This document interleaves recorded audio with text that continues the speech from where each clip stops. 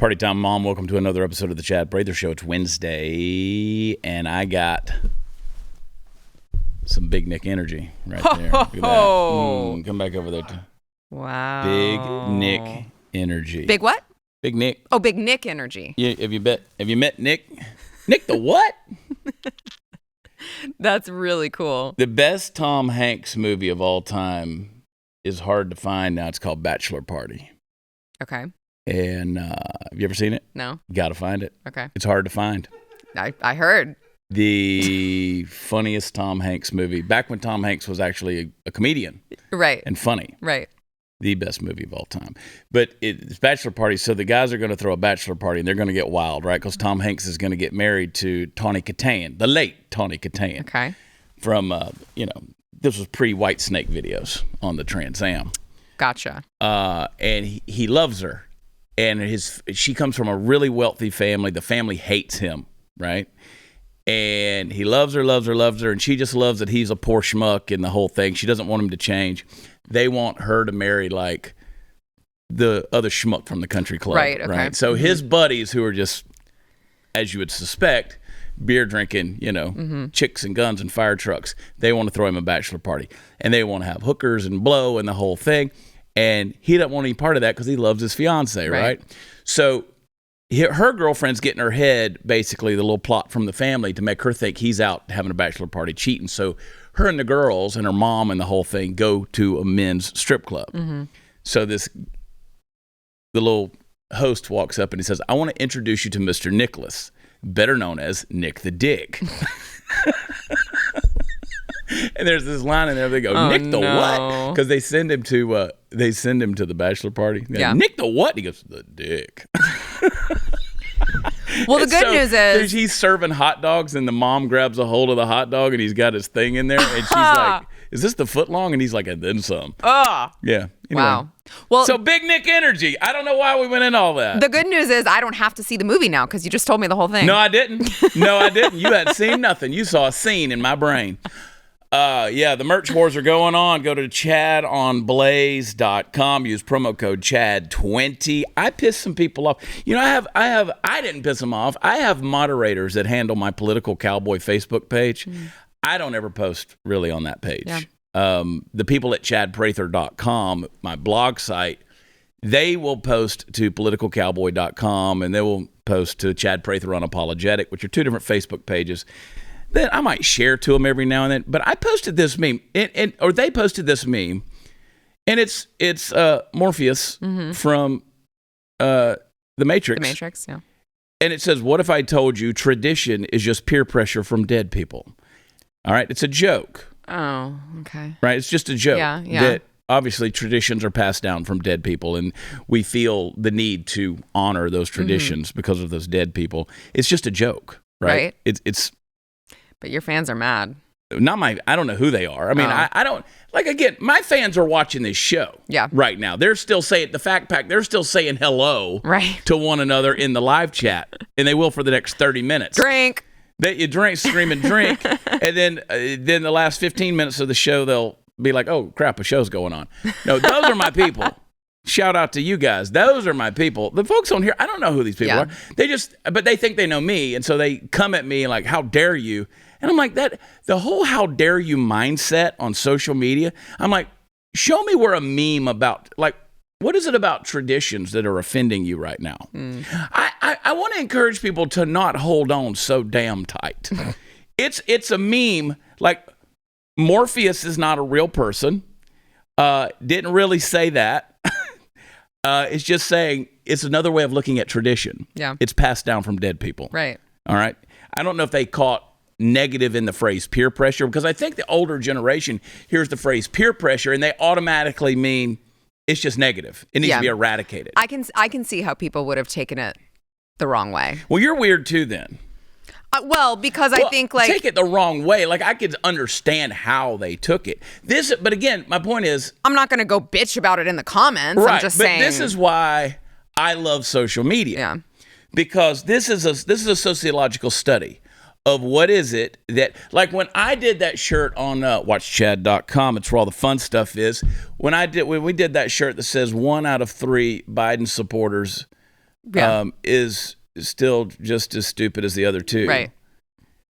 The correct grammar on that is the word is, not remember are. this. But a lot of people have done that, different iterations of that shirt, whether it's Trump supporters, and they still say, one out of three, I'm thinking is 1 out of 3 Trump supporters are as stupid as the other two. And that's not grammatically correct. That's not grammatically correct. And the arguments on that thing were insane. There's people right now doing the math in their head. Going, one is an is. One is not an are in that context. Right. So anyway. The subject is one. People are at each other's throats over stuff. Yeah.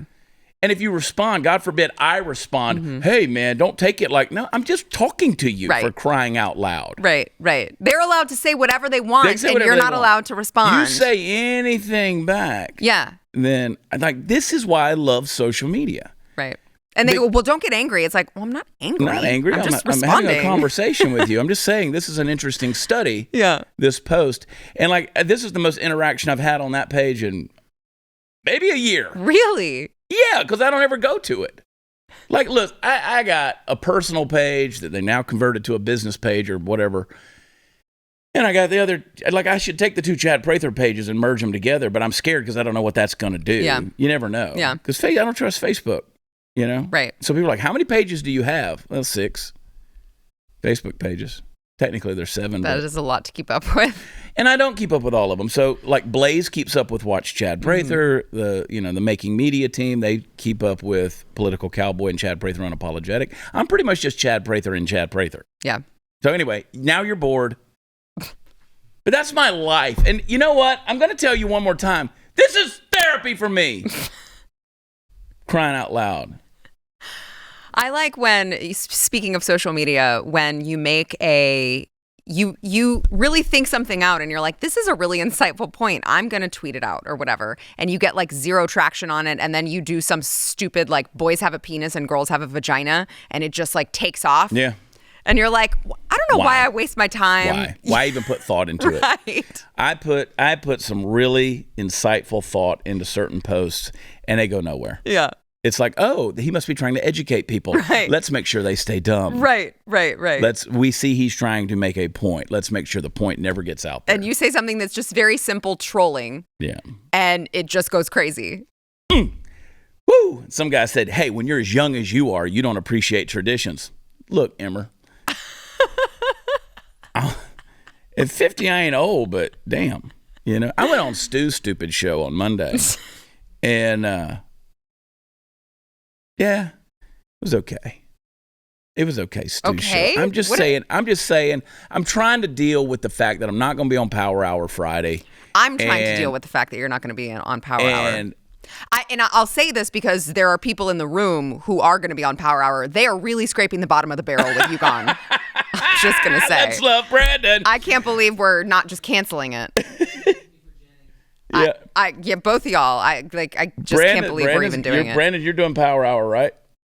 What? Oh, you're not? They pulled you? Oh, they blew smoke up your ass. Well, I still stand by. They were really scraping the bottom of the barrel on this one. I'm like, why am I? Say what you really think. Should I cancel? Sarah. Wow. Anyway, Stu's Power Hour's on Friday. It's going to be a drunk, maddening fest. It's probably a good thing I'm not going to the Blaze Christmas party this year because I didn't make it home last year. I wound up across the parking lot in a hotel, which was a good thing. Man, the political the staffing landscape around the Blaze has changed since the last Christmas party. Who knows what the next 12 months will bring? Well, it's going to bring some more changes, I can tell you that. Sarah, shut up. I already know. Stop talking. Man, oh man, I went to a club last night. Now, we're going to get to some real stuff in a minute, but I went to a club last night. I want you to look at me. I don't go to clubs. So I don't know what these people were, and Brandon, maybe you can help me here, but I don't know what these people were, but they had it was like emo night or whatever, but they're not emo. They were ED something, I don't know. But they painted their face like the Joker, kind of. Ew, what? And they were out on the dance floor doing some kind of performance dance and swinging clubs around. And please tell me you were wearing your cowboy hat. Yeah, oh yeah, of course, 100%, 1,000%. You were the only one in there wearing a cowboy hat. So it's a bar that it's kind of an underground basement bar. under a restaurant that I go to in Fort Worth regularly. Okay, I think I know where you're talking And about. so it's under the tower in downtown Fort Worth. Okay. And so you go down there, and buddy of mine started this bar. So anyway, it's kind of turned into this thing. I have not been in there in, I don't know, year and a half, but had some friends who were like, let's go down here and get a drink. And I was like, yeah, do we want to? So we go down there, and it's immediately, ooh, ooh, ooh, ooh. And I see like these people sitting around with like their entire faces painted. And I'm like, what is going on? What are we seeing here? So right? weird. And so anyway, it's going on. So one of the bartenders there is she's solid butch. I mean, she's she comes up. She's like, "Hey, Chad, I hadn't seen you in a long time," and she's rainbowed out, you know.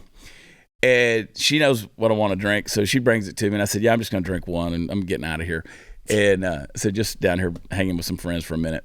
And so anyway, as I tabbed out with her, I was saying goodbye and stuff, and she's like, I don't understand these freaking kids. Like, me either. She goes, man, 12:30 rolls around, midnight rolls around, all these emo kids pop out. She goes, there's a whole lot of soy. And I was like, this is a weird conversation. That's really funny.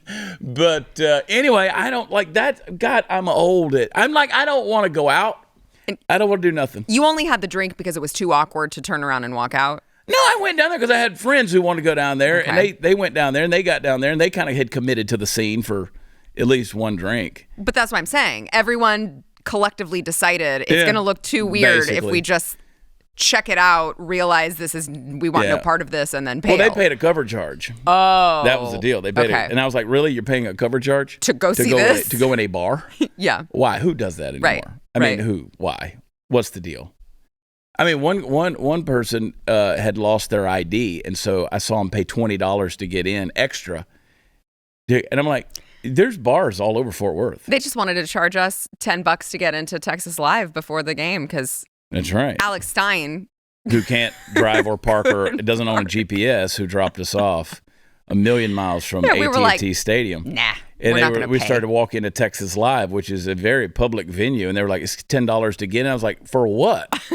$10 to go in and to be allowed pay to for go more of your crap? Spend more money." This is weird, man. I'm all for making money. I believe people should. Chad on Blaze.com. Use promo code Chad20. We're getting something for that. You're not just you paying are. Yeah, money. you're getting something. Right. Like I don't want to pay to come in and breathe your air. Right. You know. And spend more money with you. So I don't know. It's a weird world we're living in. But the thing is, this is like government, right? We've let people get away with this crap, right? And I'm not for, we've talked about this ad nauseum. I'm not for canceling anybody. You do business however you want to do it. But I just don't understand why we continue to support your bad practices. Right. Right? So like you should know that what you're doing is a bad practice and you should be made to suffer for it. And we should be the ones that make you suffer by withholding our money. Yes. And just not frequenting your deal. But again, you live and learn, right? Like I know not to go to Texas Live in Arlington on a night of a Cowboys game. Yeah. Don't do it. Anyway, there it is.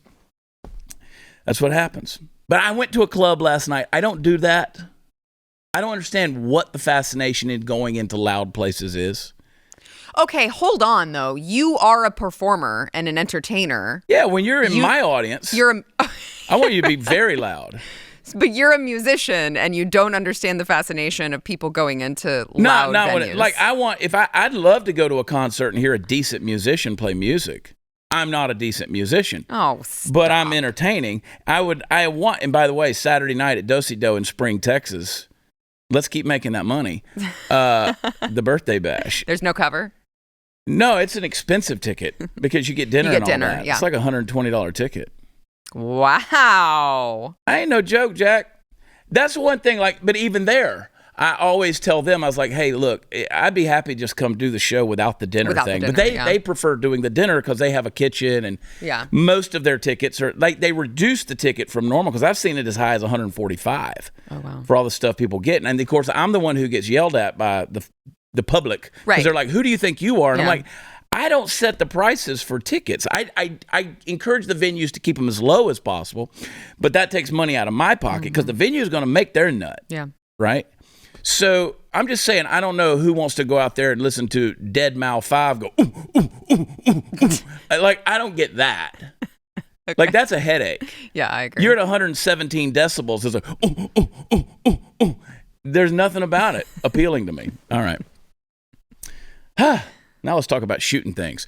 For years, you've heard me talk about iTarget, and they got a new deal. It's a next level thing that you really need to get your hands on, especially if you've used iTarget Pro. This is going to be cool because you've seen the competitive shooters and their timing drills out on the range. You could do that at home, and you don't have to spend any money on ammo because you won't need ammo. They've got this new thing called the iTarget Cube, and it's going to be fully compatible with your existing laser bullet. You can even upgrade to a 3-pack and get a pretty cool training experience. You can compete with your friends, practice clearing drills, use random mode to test your ability to react, all the while the system is going to time you, and it's really cool. And I'll save you 10% plus free shipping when you use offer code CHAD, I spell it Chad, when you go to itargetpro.com. iTarget comes in most calibers from 9mm to .223, so you can train with almost any firearm. This is the easiest and most cost-effective way to train and pays for itself in a single day. It's the letter I, targetpro.com. itargetpro.com. Use offer code Chad. Be right back.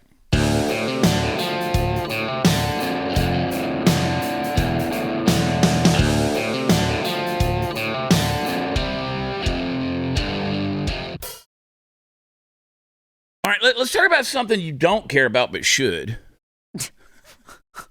It's quite the sell. I think most of the stuff on this show is stuff you don't care about, but you should. It's quite the sell, again. Well, it's the underlying principles to it. Yeah. Like, we look at things, this is the way I approach everything. I try to. Is I look at it and I go, okay, this story is insignificant. I get that. Like, a lot of times on Blaze, we'll post the blaze.com articles, and people go, who cares, right? Who cares about this story?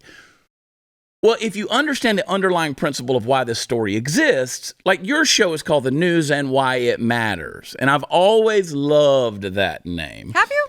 Love it. Okay. It's a mouthful, but... I know, I love it. Okay. I mean, around here we just say the news and we know what we're talking about. Right. But News and Why is another thing we call it. But News and Why It Matters, I love that name. Because it's very telling of what the show is, right? It's why these things are important. Why should you care? Why should you care? Yeah. Why do I care what? I mean, I could say, well, I don't, Corinne Jean-Paul, whatever her name is, Jean-Pierre. Corinne Jean-Pierre. I'll never get her name right and I'll never care. But she is an underlying principle, so I have to deal with her, okay? Corinne Jean-Pierre. So we say things about it, and I'm like, why do we care what she has to say, right? She is a functioning moron. So why do we care what she has to say? Well, because so much that happens in our life is going to be determined by these weirdos in that think tank. She is the mouthpiece for the president of the free world. Yeah, sadly. Like, that's what we're worried about in this thing. So Disney, and everybody gets out of, a big groan. Oh, Disney, what is Disney going to do? Well, they're closing down Splash Mountain. Now, Splash Mountain is, of course, it's been around for 33 years. It's a fun ride. It's a fun ride. And they're shutting it down because after 33 years, they've decided that it's racist. It promotes racial stereotypes. Oh, no. It opened in 1989. It's based on the 1946 Disney film Song of the South, which is one of my all-time favorite Disney animated movies. Uncle Remus, the Tar Baby, the whole thing. There's a bluebird on my shoulder. It's the truth. It's actual. Everything is satisfactual. We should release that song. Okay. Let's do that one. Let's do it. But Song of the South just says not appropriate in today's world. What are your thoughts? Is it inappropriate? Everything is stupid and I hate it. Those are my that's thoughts. Why you host the News and Why It Matters. But my thing there is, look, you can modify an amusement park ride. It doesn't change history. Right. And that's the problem. And also, if you look to see racism in everything, you will see racism in everything. Right. Is there stereotypes in the world? Yes. Stereotypes exist because they're built off of factual things. Right. And truth, and then you take the stereotype, you expand it with some satire or maybe hyperbole, and then if you're trying to get humor out of it, you expand the truth in order to make it larger than life, right? You kind of anthropomorphize the world, and you add, again, you're talking about black stereotypes. So what did they draw bigger lips, they drew a wider nose, they put a straw hat, they put overalls on, you know what I'm saying, that were probably cut off around here and bare feet. So they said, oh, see, that's going back to slavery and Jim Crow era. But let me ask you a question. Did that exist in the Deep South? Were those stereotypes built out of... Now, again, it wasn't just black people that dressed that way. Right. White people dressed that way, too. Right. The issue was people were poor in the South. Right. Everybody had their own deal that they were dealing with, struggle. Poor whites had to struggle. Poor blacks had to struggle. All this kind of stuff. When you look at something like that, you're not glorifying oppression as much as I think you're glorifying and pointing out that these people lived... They struggled, they survived, they died, and they left something important behind. And we're still telling that story. I mean, it's just like the Aunt Jemima thing. It's right. like, why are we canceling? Like, this woman came so far. She's on like this pancake mix and syrup and whatever else that is like all Americans love. Yeah. Super famous. And what do? We take her down and replace her with what? I mean, I haven't even seen, but why are we erasing Black history? Don't you want to keep that? So my father and his siblings were basically raised by a black woman, for a lack of better term. She was their nanny, right? She came in, she kept house, she raised them. They grieved for her when she died as though their own mother had died, all right? She raised them. Now, do I want to eradicate her story? Or do I want to tell her story? Right.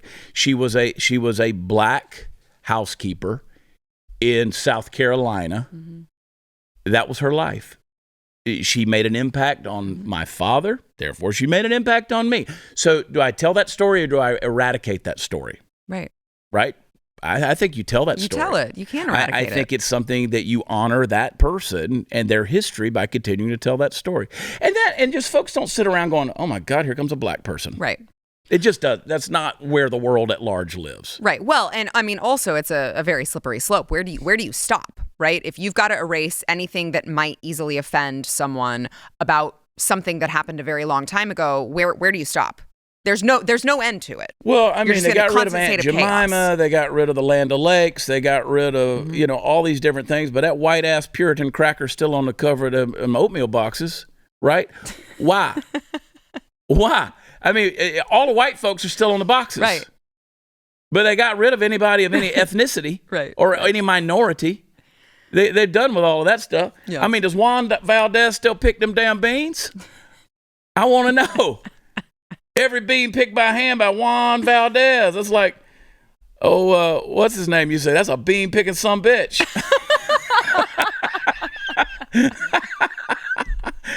Paul, God, what's Paul's name? Paul, the Hispanic comic.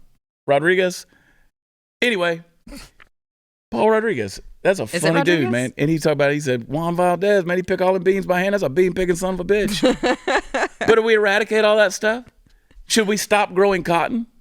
No. I mean, the obvious answer is no. It makes no sense. Yeah. It doesn't make any sense. I mean, even Nancy Pelosi said, well, the reason people are migrating up here is because they don't have any land to work on. We've taken climate change. They can't farm their land, so they got to come up here and work in our fields. Right.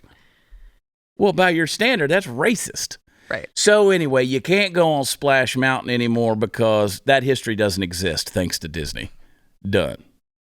We don't want to tell historical, African American folklore. Yeah. Don't want to do that. Yeah. We'd rather just erase them. I don't get it. I just don't get it. And you know what? I don't think the black people in the world even care about that. No. Well, it's just like the Washington, whatever the hell their new name is. It's like when they asked actual Native Americans, do you even care about this? They're like, no, we don't want them to change the name. That's dumb. There's some woke ones out there. They're woke everything. But overwhelmingly, the Native American community did not care. We met at the hotel lobby the other day where I was staying, you and some others. We met to go to the Dallas game. Right. And we were sitting in the bar, and I went to the bathroom, and there was a guy sitting on the toilet and talking on his phone. Oh, I hate that. And he was like, shit, motherfucker, shit, my come out, you talk my motherfucker, shit, my shit, man, yeah, man, shit, my fun, yeah, my shit, my guy. He was carrying on a conversation. And apparently someone was understanding what the hell he was saying on the other end of the line. But the whole deal, while I was in there, I peed in the urinal. I tried to make some sense. Hey, man, shit, my down, man, girl, I'm still going down with man, tell. I'm going to come down in my voice, shit. Shit, man, you know, I want to talk about down. And I was like, I don't know what this person, like, what are you saying? That's offensive to me. I mean, if we're going to really nitpick it. Right. Like, take the marbles out of your mouth and use English. Because I don't know what shit means all the time. I mean, does that have is that a universal language like Morse code? Like if I say shit, fast or slow, is that like beep, beep, beep, beep, beep, beep, beep, beep, beep, beep? Is that a long dash, short dot? I don't know. Because I can't figure it out, right? And you're like, how you can't say that? I can't. I sat there and listened to that gibberish for 3.5 minutes trying to sort it out. You say, well, that's stereotyping. No, it actually effing happened. Yeah. My favorite is that when people talk like that and then they're around white people and they like turn it off and just hello, yes. So you're like, wait, you know how to speak properly? You're just doing this on purpose? Do you see? And listen, and by the way, you want to take offense of it, whoopie-doo, go watch the Key and Peele things where Obama, you know, what's his name's dressed up like Obama, and he's walking through and he's like shaking hands with all the white people and the white women, the white men, and then he comes up to a black girl, oh man, what's up, man, what's up? Yeah, what's up? And then the one white guy tries to hug him. He's like, no, sir, right here, like this. It's the truth. So, but don't worry, you don't need to ride the Splash Mountain at Disney anymore. Shit, motherfucker. And that's my way of saying Merry Christmas right there. The holiday season is upon us. Time for gift giving, parties with friends, family, getting compliments everywhere you go.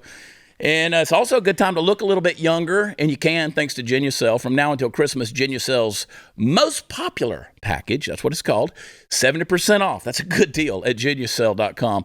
Treat yourself and a loved one to the absolute best skincare in the world. See those troubling forehead wrinkles, fine lines, skin redness, pesky bags, and puffiness, and yes, even a sagging jawline disappear right before your eyes with Genucel's most popular collection. I brought a bag of that stuff into my girlfriend's house. Her mother was fighting over it. Her sister was fighting over it. I'm telling you, it was pretty incredible there. But it's immediate effects. You're going to see results. Look at this guy right here. You're going to see it in like less than 12 hours. And you'll see them guaranteed or your money back. And it's included in every most popular package is your free hyaluronic acid serum for skin hydration that's going to restore your youthful appearance.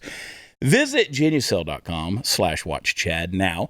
Enter my special promo code WatchChad for an additional 10% off your entire order. Every order today is instantly upgraded to free express shipping. Genucel.com/WatchChad. That's GENUCEL.com/WatchChad. We'll be right back.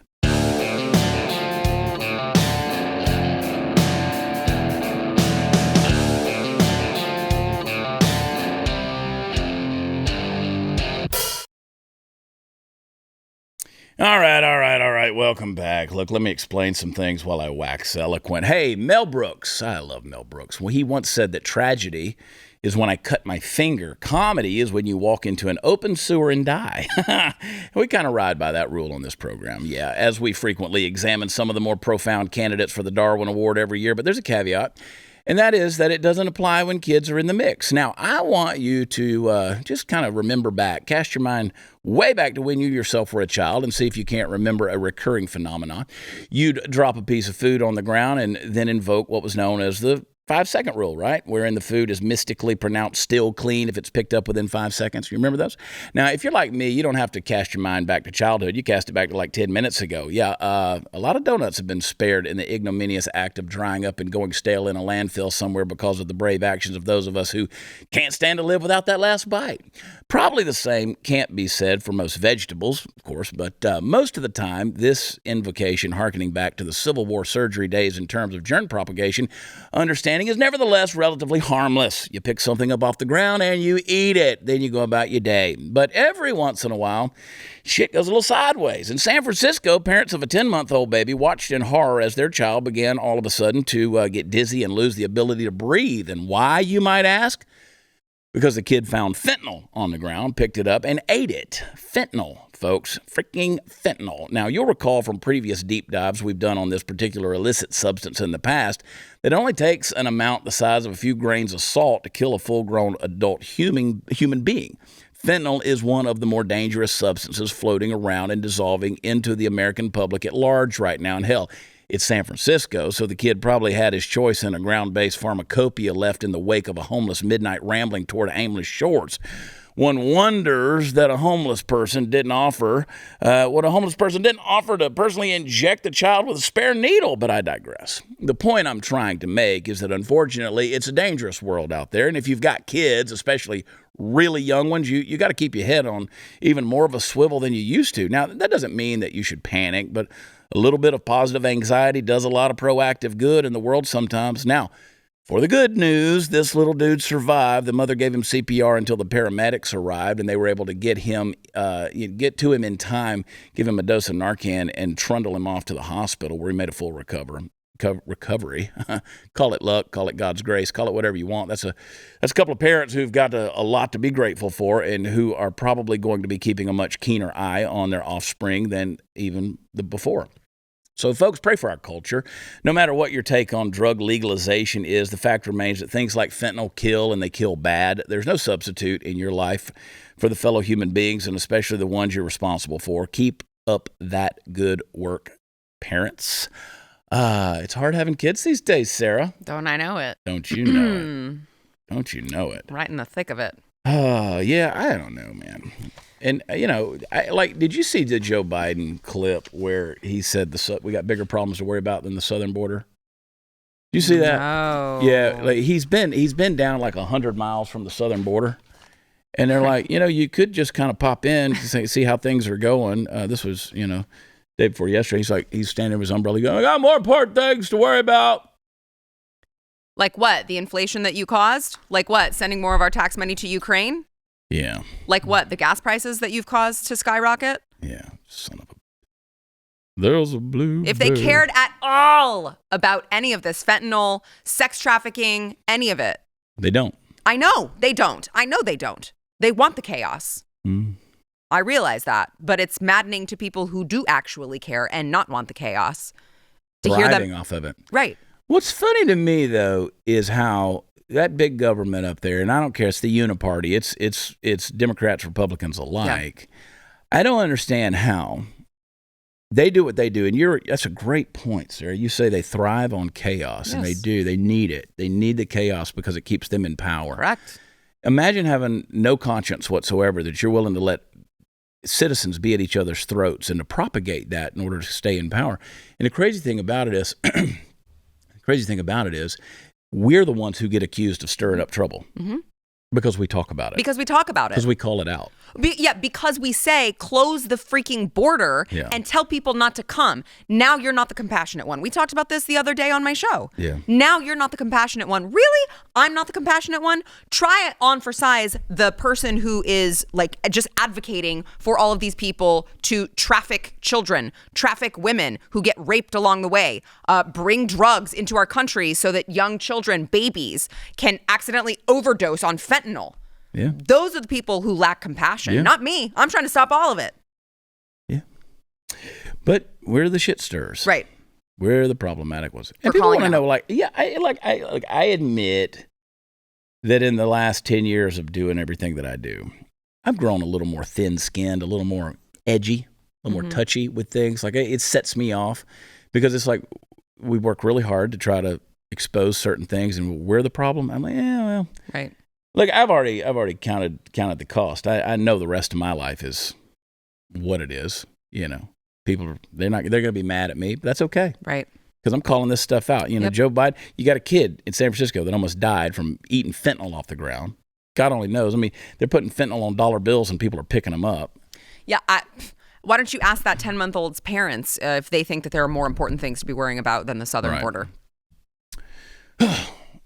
Hey, Mark, you got some clips over there. Do me a favor and let's just change gears here. Play clip number 1, please.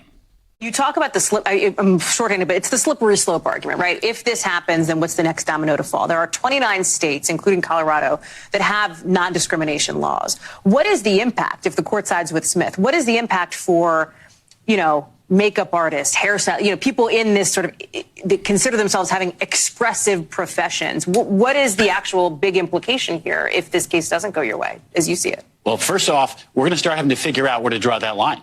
If someone makes specialized lattes, do they have an expressive interest in saying, I'm sorry, I don't want to serve Mormons because I don't believe in the Mormon religion?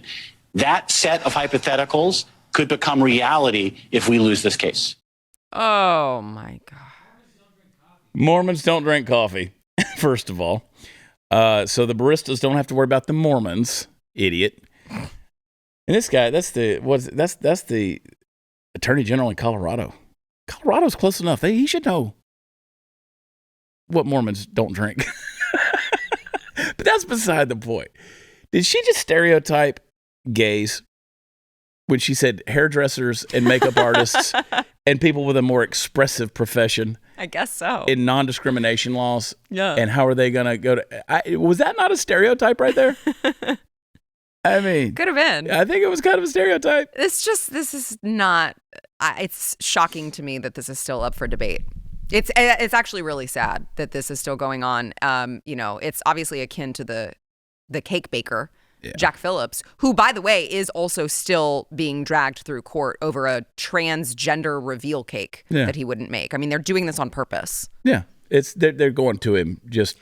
I mean, imagine a world in which you knew that someone did not agree with your lifestyle and you thought, this person doesn't like me. This person hates me. I'm going to force them to take my money. Yeah. Like, what?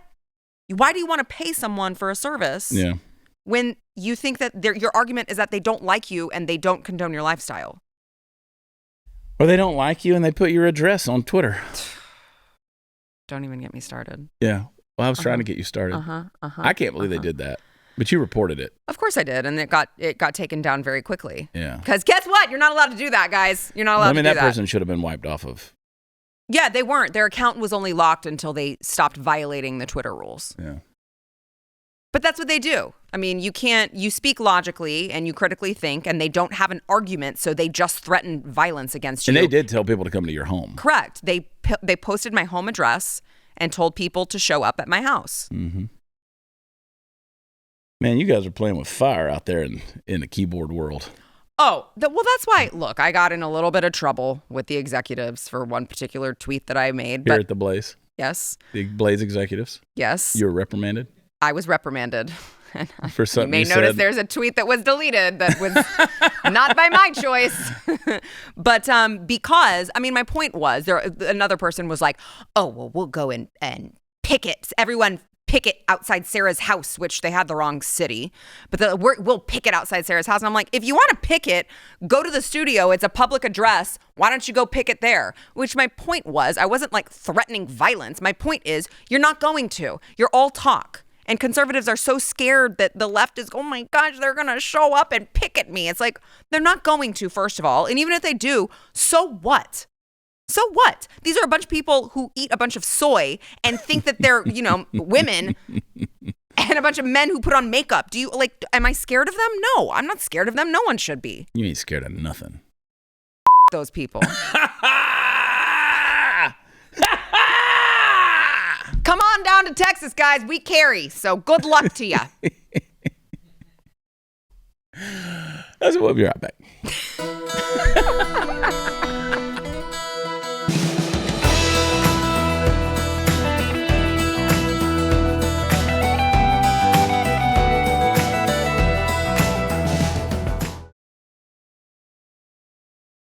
Speaking of Disney, did you see this story? I love it during the break. Sarah goes, "Where are we going here?" I was like, "I don't know," but after the camera starts rolling, it's like, "Hey, by the way, this article." I just like to keep you off balance.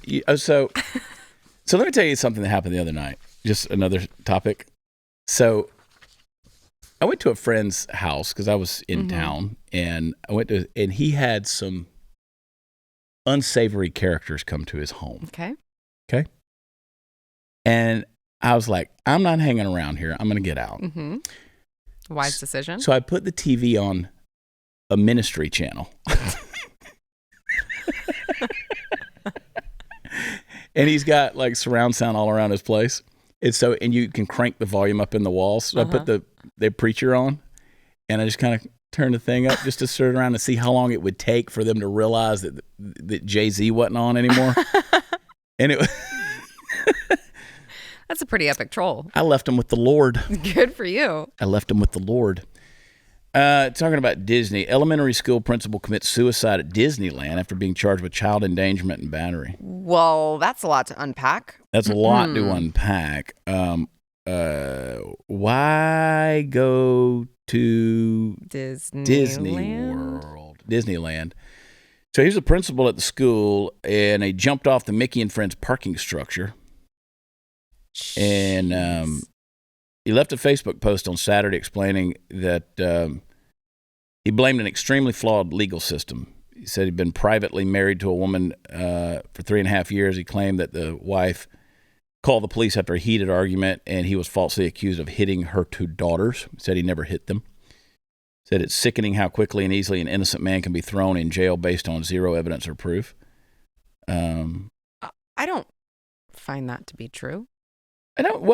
Me either, but that sounds to me like almost like a suicide of passion. Like, I'm going to go show you. We had a special time at Disneyland at one point in time, so I'm going to throw myself off of a building. Yeah. There. I mean, you have to have some sort of evidence to be, as he said, thrown in jail. Yeah. You might not like the evidence, but there's got to be something, right? Yeah. I mean, look, there's a lot of people can accuse you of anything. Right, of course. You don't need evidence for that. Yeah, and I don't know. I mean, you hear these things. It's like, oh my gosh. So more men, by the way, are getting vasectomies apparently after this Roe v. Wade overturn. Good. Yeah, good. They're being responsible with their procreation. Snip them, Jack. Oh no, if not you that. Can't wear a rubber or whatever, or some form of contraception, or be monogamous, get married, be monogamous. If you can't do that, then get it snipped. Listen, I don't have a problem with that. Listen, if we can make it past this like depopulation phase where we really like need people, as it turns out, to like do things on this earth, if we can just get past that, the new Earth 2.0 is going to be so lit with all these conservative babies running around.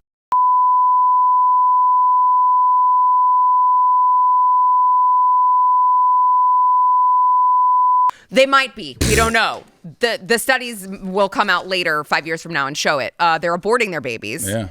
And they're getting vasectomies. And they're not having kids because of climate change. It's just going to be a bunch of conservative babies running around. They're not procreating, that's for sure. Right. And you got unvaccinated blood matchmaking services developing a global network. Wow.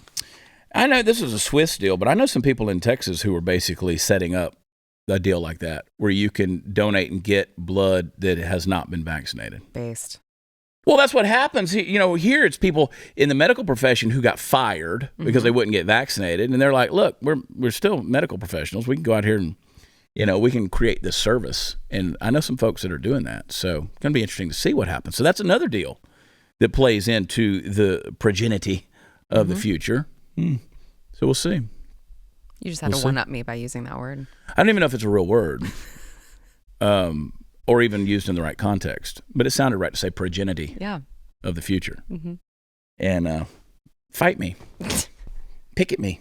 Yeah, don't say that. Don't say that on Twitter. You'll get in trouble. Picket this dick. That has been vasectomized. Had enough. Probably got a Rhodes Scholar down there in the tubes knocking, trying to get out. You missed your shot, buddy. Literally missed your shot. Did you see where James Cameron, the director of Avatar and Titanic, he said that the toxin in males is testosterone. It's got to be worked out. Brother, I try to work it out every day. Every single damn day. Just once? No. It takes a lot of working to get all this toxicity out of me. A lot of toxin in there. A lot of toxicity in here, baby. Well, thanks for doing your part, Chad. Yeah, realwomensclub.com. You can get your toxic masculinity shirt. You can use RWC20 to save 20%. Yeah.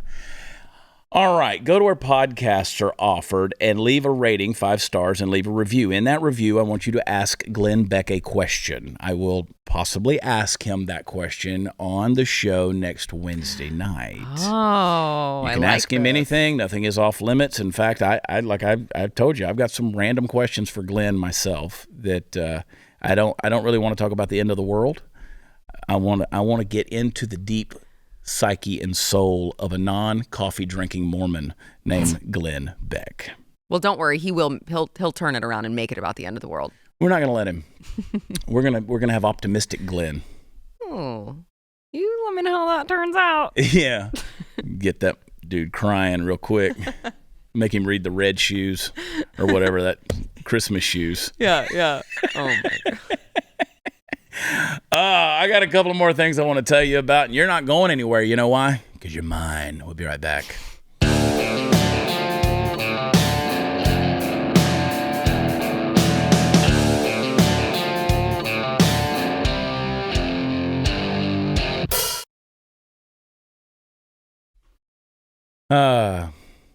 Do-si-do.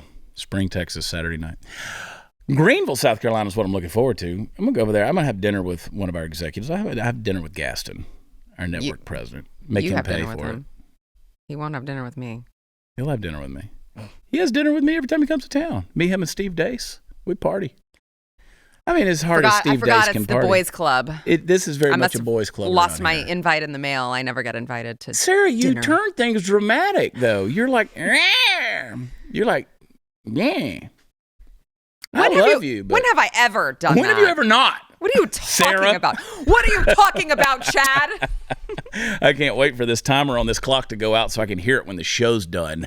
ShopSarahG.com. Keep her feminine toxicity going. And by the way, she's a part of Real Women's Club too, so we got some samples on the way, so you get to see those modeling pics very soon. We're gonna do some fun stuff. Fun stuff. And of course, American Beauty by Sarah.com. WatchChad.com has my full schedule. Finishing out the year strong, the Buck Wild Comedy Tour. We're announcing the dates on Friday. Ooh. That is this Friday, my birthday, December 9th. Me, Zach Rushing, Dustin Sims, Jesse Payton, the 4 of us are going across the country for about 12 dates that are going to be absolutely historic, and you don't want to miss them. Those dates will be announced this Friday. We'll see you tomorrow. I love you. God bless you. Talk to you then. Bye.